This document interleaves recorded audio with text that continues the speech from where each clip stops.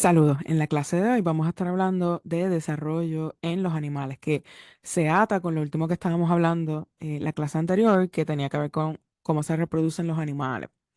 Aquí ya, una vez ocurrió la fecundación, pues vamos a ver cuáles son los próximos pasos, ¿no? En ese proceso.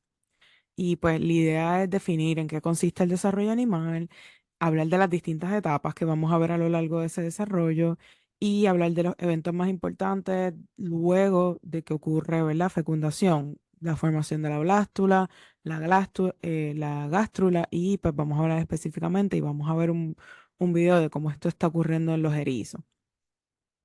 El desarrollo animal es el proceso por el cual pues, un organismo multicelular va a crecer y se va a desarrollar, aumentando pues no solamente el número de células, sino también desarrollando y diferenciándose esas células para formar tejidos, órganos, etcétera. Y eso va aumentando la complejidad de los sistemas que encontramos en esos organismos. Vamos a hablar que el desarrollo va a comenzar una vez ocurre la fecundación de ese óvulo y acaba cuando ya tenemos un organismo sexualmente maduro, o sea que ya se puede reproducir. Y un poco aquí estamos mostrando ese proceso desde, otra vez, comenzando desde fecundación, una vez el espermatozoide penetra el óvulo, ocurre fecundación y ahí pues vamos a ver el proceso de cleavage o en español la segmentación, cómo se van dividiendo esas células por mitosis de 2 a 4 a 8 a 16 y cómo luego empieza a ocurrir un movimiento celular para formar de la blástula, que es esa bola hueca de muchas células, a la gástrula, donde se empiezan a definir ya los primeros tejidos, ¿no? Esos tejidos germinales. Los procesos que van a estar formando parte de ese desarrollo va a ser primero, pues, multiplicación de células. Y eso va a ocurrir simplemente por mitosis. Las células se empiezan a dividir. Luego esas células empiezan a diferenciarse, cada cual especializándose en una función para formar eventualmente unos tipos de tejidos específicos. Aunque todas cuentan con el mismo DNA, empieza a ocurrir un proceso de diferenciación en donde voy a tener unas células que se especializan en ser células nerviosas, ya sean neuronas o glías. Voy a tener unas células musculares, voy a tener células que son glóbulos rojos, que van a ser los encargados de llevar oxígeno en la sangre, etcétera. Eso es lo que queremos decir con diferenciación. Y luego viene ese proceso de organización, eh, formando tejidos, formando órganos, donde células que tienen más o menos la misma función van a estar uniéndose y formando pues estos tipos de órganos, tejidos y eventualmente pues sistemas de órganos completos.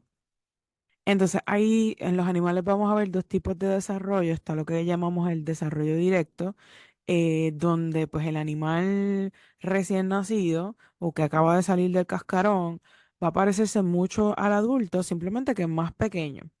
Ahí pues tenemos los ejemplos de los gatos. Los gatos, pues el bebecito o el cachorrito va a parecerse mucho al animal adulto, simplemente pues que es mucho más pequeño, igual pues con muchas aves.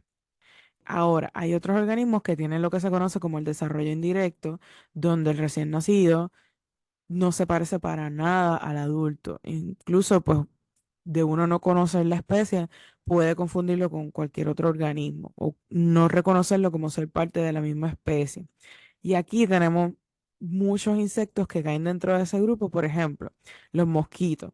La larva del mosquito, que para colmo es acuática, tiene una forma muy diferente a lo que va a tener el animal adulto, que ya se vuelve un organismo terrestre. Eh, Estos organismos que tienen desarrollo indirecto, vamos a ver que van a pasar por un proceso que se conoce como metamorfosis, donde pasan de un estadio, digamos, estadio larval, y sufren una transformación a lo que va a ser el estadio maduro, sexualmente maduro. Para mostrarle más ejemplos de organismos con desarrollo indirecto, también un insecto, pero para que vea cuán diferentes pueden ser las larvas de los adultos. Aquí tienen la larva que en este caso es la larva de una libélula. Las larvas de las libélulas son acuáticas, son carnívoras, se alimentan muchas veces de los renacuajos, que eso también es otro ejemplo de organismos con desarrollo indirecto. Los sapos, muchos de ellos, tienen un estadio renacuajo que no tiene patas, que tiene originalmente solamente una colita y pues van pasando por un proceso de metamorfosis donde pierden la colita y desarrollan las cuatro patas. Aquí tiene la larva de la libélula comiéndose un renacuajo y cuando ya pasan por una metamorfosis, esas larvas de libélula se convierten en un organismo ya terrestre que vuela, pero si lo ves bastante diferente a ese organismo larval. El proceso de embriogénesis o el proceso de que se desarrolle un embrión, vamos a ver que lo podemos dividir en algunos pasos. Comenzamos siempre de que ocurre fecundación, y eso va a ser el primer paso, ¿no? El espermatozoide logra penetrar el óvulo y luego vamos a ver que empieza esa multiplicación de células por mitosis de 2 a 4, 8, 16 hasta formarme esa blástula. Y en los humanos le llamamos el blastocito, que es básicamente una bola hueca con muchas células. Y luego comienza el proceso de gastrulación, que ahí vamos a ver la migración de células, van a empezar a meterse hacia adentro, causando una invaginación, y empiezan a definirse esos primeros tejidos, esos tejidos germinales que ya vimos que si estamos hablando de animales diploblásticos, es que tienen dos tipos de tejido, que solamente van a tener un ectodermo y un endodermo, pero si ya estamos hablando de animales triploblásticos, como la gran mayoría, vamos a hablar de tres tipos de tejido, ecto, endo y mesodermo. Luego vamos a ver que empieza ya, ¿verdad? En organismos vertebrados vamos a ver un proceso de neurulación. Ese proceso de neurulación es como se empieza a desarrollar el sistema nervioso. Eh, y pues empieza también el proceso de la segmentación del cuerpo y va a definirse una parte anterior, una parte posterior del cuerpo de ese animal. Y luego de eso, de que se defina dónde va a estar el sistema nervioso, cuál es la parte del frente, cuál es la parte de atrás, vamos a empezar a la organogénesis, que es básicamente la formación de los distintos órganos que va a componer ese animal. Esto va a depender de cuán simple o cuán complejo es este animal, pero sí vamos a ver que se empiezan a definir unos órganos.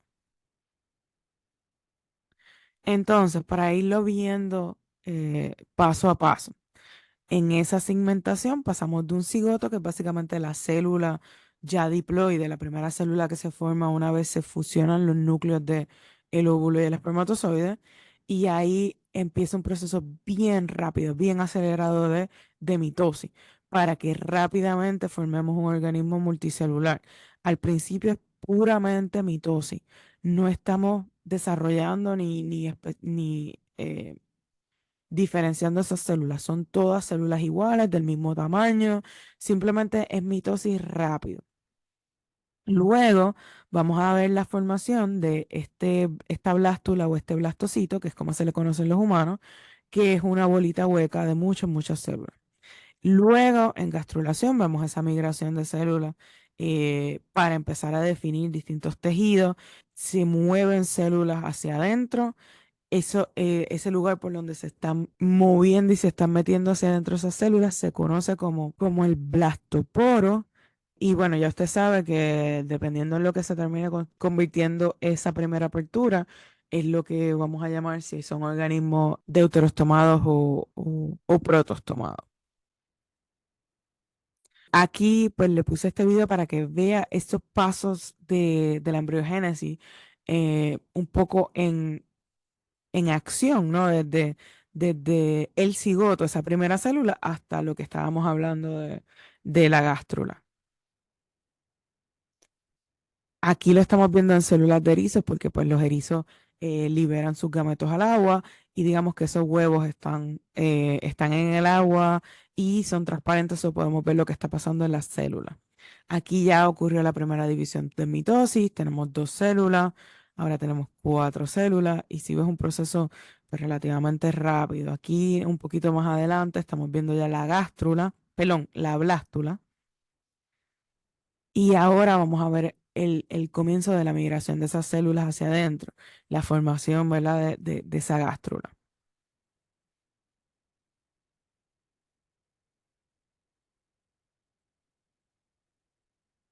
Y como le dije, al momento en que empieza esta migración, ya estas células están empezando a no solamente dividirse, sino también diferenciarse.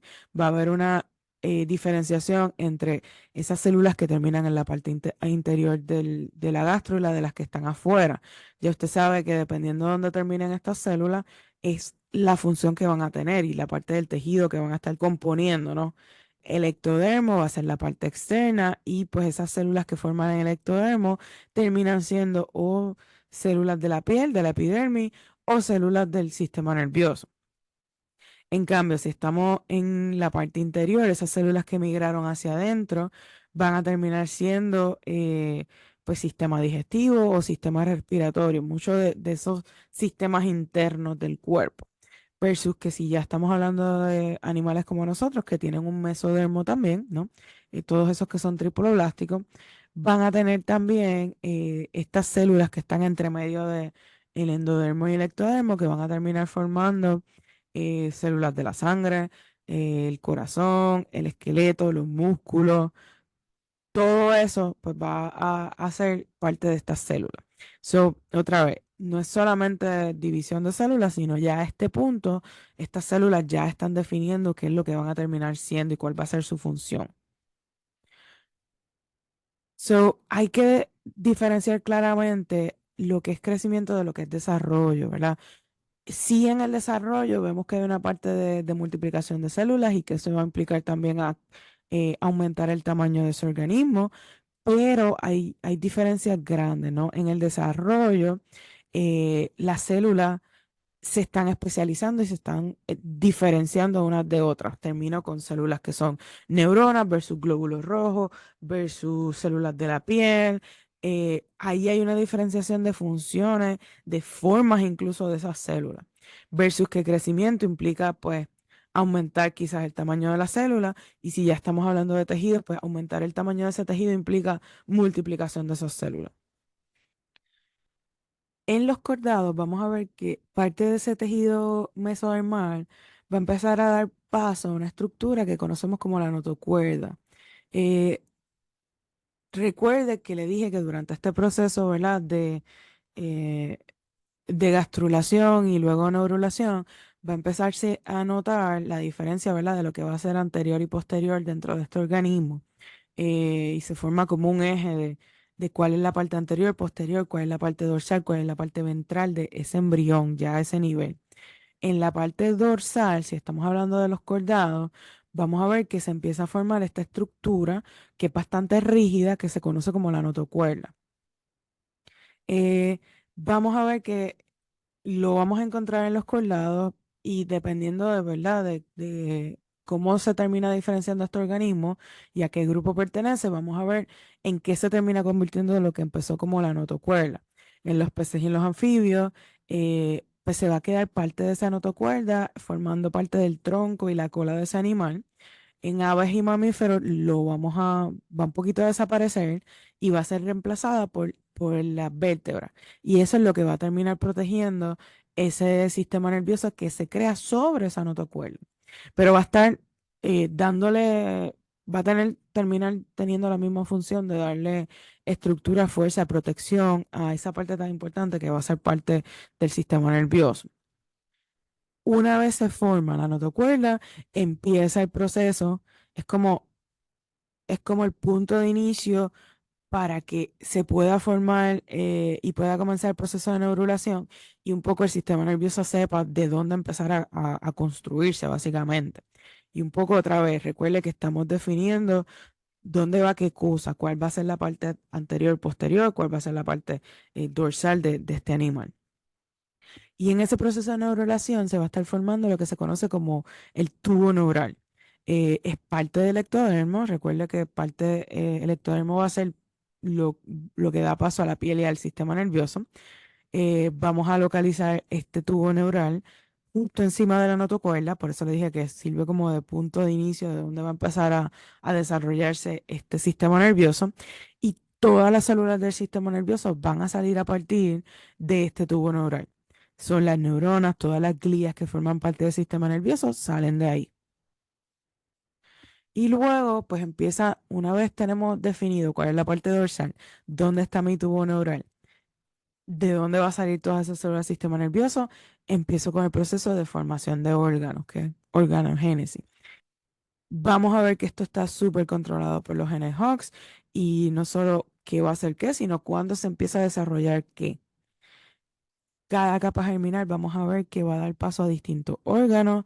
Si estamos en el ectodermo, pues va a ser todas las células que forman parte de ese sistema de la piel, del sistema nervioso.